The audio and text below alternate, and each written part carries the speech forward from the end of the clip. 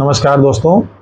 आज मैं आप सभी के सामने द के न्यूज यूपी की तरफ से छोटे मोटे समाचार जो आज दिन भर की घटनाएं हुई थी मैं बताने का प्रयास करता हूं। सवेरे कचहरी में डीएम साहब को ज्ञापन सौंपने सोहौल की आशा बहुएं पहुंची थी। करीब 2-3 दर्जन के आसपास आशा बहुओं ने डीएम साहब को ज्ञापन दिया है कि उनका उत्पीड़न ना हो, उनके खिलाफ एफआईआर ना हो। मामला ये है कि कुछ दिन पहले सोहौल में तैनात थी डॉक्टर फातिमा रिजवी। इस समय वो रुदौली में अधीक्षक हैं और इस समय पिछले 2-3 महीने से वो काफ़ी प्रसव पीड़ित महिलाओं का सिजेरियन ऑपरेशन सफलतापूर्वक करती हैं, जिसके कारण कई आशा बहुएं सोहौल में उनसे नाराज थी। कारण ये बताया जाता है। और रही बात यह कि अगर सिजेरियन सरकारी अस्पताल में होने लगेंगे तो जाहिर सी बात है कि चोट निजी अस्पतालों पर ही होगी। और ये स्वास्थ्यकर्मी जितने भी हैं, लगभग 80% स्वास्थ्यकर्मी, चिकित्सक सहित जितने लोग हैं, ये सब प्राइवेट अगर मरीज को भेजते तो इनमें काफ़ी मोटा मुनाफा मिलता है, इनका फायदा होता है। दवा खरीदने से लेकर के डॉक्टरों को दिखाने तक में इनका सबका फायदा होता है। कुछ एक कारण ये भी है। और कुछ डॉक्टर फातिमा रिजवी द्वारा किए जा रहे कार्यों का विरोध निजी अस्पताल के कुछ संचालकों द्वारा भी किया जा रहा है। चूंकि लोग बताते हैं एक सिजेरियन ऑपरेशन में प्राइवेट हॉस्पिटल में गिरे गिरे यानी कि न्यूनतम करीब 30,000 से लेकर के 40-50,000 रुपए इसका लगता है। जो गरीब है वो नहीं दे पाते हैं, लेकिन किसी तरीके से जब मामला जच्चा बच्चा का फंसता है तो वो अपना इधर उधर उधार बाढ़ी करके ला के देते हैं। कुछ ये मामला था तो उसमें 2-3 दिन पहले, 4 दिन पहले जब डॉक्टर फातिमा सोहौल पहुंची थी तो आरोप ये है कि कुछ आशा बहुओं ने उन्हें ओटी में बंद करके उनके साथ अपहत्या किया। और डॉक्टर फातिमा ने अपने फ़ोन से ही सीओ, एसडीएम, सीएमओ सहित तमाम लोगों को शिकायत जब किया तो वहाँ पे मौके पर अधिकारी पहुँचे। तो इसके बाद डॉक्टर फातिमा ने 3 नामजद सहित 2 अज्ञात आशा बहुओं के खिलाफ फलौनाही थाने में शिकायती पत्र दर्ज कराया है, दिया है। अभी एफआईआर दर्ज है या नहीं इसकी जानकारी नहीं, चूँकि पुलिस इतनी जल्दी किसी मामले में एफआईआर दर्ज नहीं करती है। तो उसी को लेकर के आज कचहरी में जिलाधिकारी से मिलने करीब 2 दर्जन से अधिक आशा बहुएं आई थी और उनकी ये डिमांड थी कि उनका प्रताड़ना ना हो, उनका किसी प्रकार का निलंबन ना हो, उनके खिलाफ किसी प्रकार की एफआईआर ना हो। और उन्होंने खुद डॉक्टर फातिमा पर भी मनमानी करने का आरोप लगाया है कि वो दबाव बनाती हैं कि ऑपरेशन करवाओ, ये ऐसा वैसा तमाम ऐसे आरोप प्रत्यारोप होते हैं। फिलहाल डीएम साहब ने उसमें सीएमओ को लिखा है कि डिप्टी सीएमओ से जांच कराएं, जो सही हो वो कार्रवाई हो। एक खबर ये थी आज सुर्खियों में।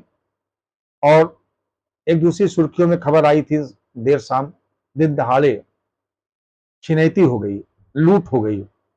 और यह मामला कोतवाली नगर क्षेत्र के वजीरगंज जप्ती मोहल्ला का बताया जाता है कि वहां पे किसी ने 112 डायल पुलिस पर फोन किया कि हमारे साथ कोई तौसीफ नामक व्यक्ति ने कहा कि लुटेरों ने चाकू की नोक पर परिजनों को बंधक बना करके लूटपाट किया है और नगद लेकर चले गए हैं। सूचना मिलते ही पूरे पुलिस विभाग में हड़कंप मच गया। सिटी कोतवाल अश्विनी पांडे सहित CO, SP city Chakrapani Tripathi, CO Shailendra Singh आदि सब मोबाइल हुए, घटनास्थल पर पहुंचे। बाद में पता चला सिटी कोतवाल अश्विनी पांडे का कहना है कि यह शिकायत गलत हुई थी और जांच में यह मामला लूट का झूठी पाया गया, मामूली कहासुनी हुई थी। तो कभी कभी पुलिस को इस तरीके से अगर कोई परेशान करता है तो जब सही काम भी होता है तो पुलिस इसीलिए आनाकानी करती है। लोगों को इस तरीके से जो बात हो वो सही पुलिस को जानकारी दे। अगर मारपीट हुई तो मारपीट दे, लूट हुई तो लूट दे, छिनैती हुई छिनैती दे। ये कानून का राज है। तो इसलिए ये 2 वारदात, जो घटनाएं ये करंट में आई, इसके बाद भी कई घटनाएं ऐसा हुआ है कि जिसमें जिला प्रशासन और पुलिस प्रशासन इस समय दीपोत्सव की तैयारी कर रहा है। उसके लिए मैं आपको अलग से एक खबर बताऊंगा। अभी ये 2 करंट खबरें थी, धीरे धीरे मैं अपनी खबरों की संख्या को बढ़ाऊंगा, लेकिन अभी धीरे धीरे 2-4 खबरें ही बता पाऊंगा। उसका एक कारण यह है कि समय अभाव होता है और एक नया जुनून है हमारे पास, एक नया एक काम शुरू कर रहा हूं और इस कार्य को मैं आगे ले जाने के लिए इच्छुक हूं।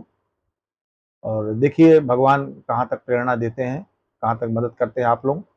प्रयास यही कर रहा हूं कि शाम को 9 बजे से पहले आपको 2-3 घटनाएं अपने वीडियो के माध्यम से, सोशल मीडिया के माध्यम से आपको सुना दें। नमस्कार। नमस्कार दोस्तों, मैं द के न्यूज यूपी से आप सभी को छोटे मोटे 2-3 समाचार और बताना प्रयास करूँगा। आज press club civil line Kariappa Marg पर प्रेस से मिलिए कार्यक्रम सांसद अवधेश प्रसाद जी का था। अवधेश प्रसाद जी ने पत्रकारों को बताया कि जन आंदोलन से समाजवादी पार्टी की पैदाइश हुई है, उत्पत्ति हुई है। हम लोग हमेशा संघर्ष के बल पर ही आगे बढ़े हैं। उन्होंने कहा कि वर्तमान सरकार जिस तरीके से प्रेस मीडिया की स्वच्छता पर, उनके विचार पर अंकुश लगा रही है, ये निंदनीय है। उन्होंने कहा कि समाजवादी पार्टी हमेशा गरीबों की, मजलूमों की, पत्रकारों की आवाज़ों को उठाती है, पत्रकारों के सवाल को जवाब सही देती है। भारतीय जनता पार्टी की केंद्र और प्रदेश की सरकार ये आवाज़ पर बंद करने का काम करती है। और सांसद ने पत्रकारों से भी कहा कि वो अपनी निष्ठा, ईमानदारी के साथ अपने कर्तव्यों का पालन करें, समय बदलेगा जरूर। प्रेस से मिलिए कार्यक्रम में वरिष्ठ पत्रकार त्रिजुन नारायण तिवारी जी, सूर्य नारायण सिंह जी, राम कुमार सिंह जी, नाथ बकर सिंह जी, इंद्रभूषण पांडे जी, राकेश श्रीवास्तव, बिमलेश त्रिपाठी जी, ओम प्रकाश सिंह सहित लालजी तिवारी, प्रदीप पाठक सहित तमाम ज़्यादा 1 दर्जन पत्रकार शामिल थे। ये कार्यक्रम बड़ा अच्छा था।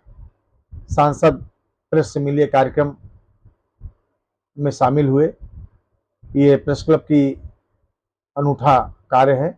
ऐसे नेताओं को, अधिकारियों को बुला करके अपने मंच पर उनसे उनकी अभिव्यक्ति के बारे में जानकारी लेनी चाहिए और इसके लिए सिविल लाइन प्रेस क्लब के सदस्यों को बधाई भी है।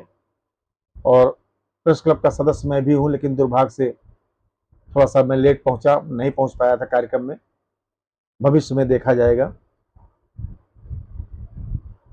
आज इस कार्यक्रम को लेकर के चूंकि कल ही सूचना हुई थी, इसलिए कम पत्रकार पहुंचे, लेकिन अब जब कभी वहां पे पहले से सूचना तय होगी तो अधिक से अधिक संख्या होगी, क्योंकि पत्रकारों में एक प्रकार की अकुलाहट भी है।